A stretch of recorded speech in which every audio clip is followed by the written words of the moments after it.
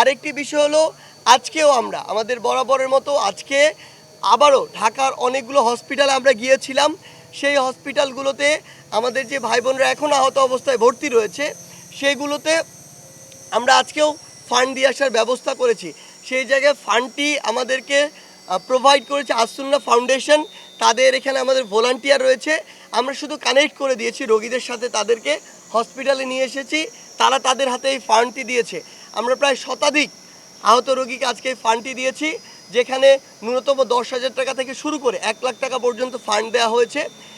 আমরা মনে করি আমাদের যে আহত ভাই বোনেরা রয়েছে, দেশের সময়ের সাথে সাথে নতুন নতুন সিচুয়েশন আসবে, কিন্তু আমাদের এই ভাইদের আসলে বিন্দুমাত্র সময়ের জন্য ভুলে যাওয়ার সুযোগ নেই। আসলে তারা হসপিটালে থাকবে, টাকার অভাবে তাদের কোনো একটি সুবিধা নিশ্চিত হবে না।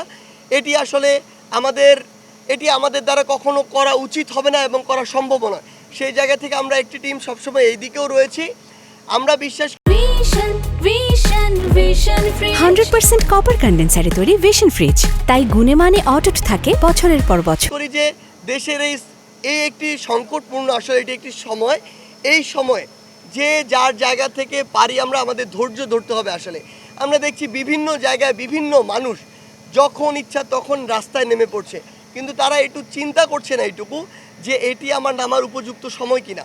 সেই জায়গা থেকে আমরা মনে করি যে ধৈর্য ধরতে হবে, সময় দিতে হবে। সময়ের সাথে সাথে ধীরে ধীরে প্রত্যেকটি জায়গায় সংস্কারগুলো আসবে।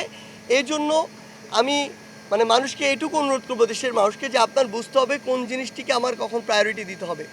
এখন আমার যে ভাইরা বন্যায় কবলিত, আমার তাদের দিকে আগে নজর দিতে হবে, আমাদের আহত ভাইদের দিকে নজর দিতে হবে। এরপরে সেই পরিস্থিতি স্বাভাবিক হলে আমরা অন্যান্য দিকে আস্তে আস্তে নজর দিব।